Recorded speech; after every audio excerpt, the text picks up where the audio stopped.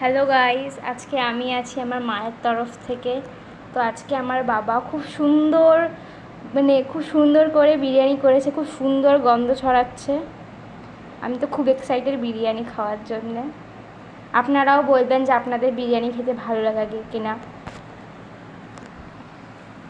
আর আমাদের সাথে বিরিয়ানির সাথে আছে হচ্ছে আমাদের হাঁড়ি চাটনি, যেটা আমার বিরিয়ানির সাথে দিয়ে খেতে খুব ভালো লাগে। এটা হচ্ছে স্যালাড, পেঁয়াজ শসা দিয়ে।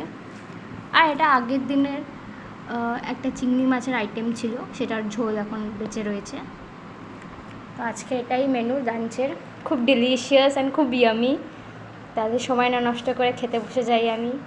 টাটা।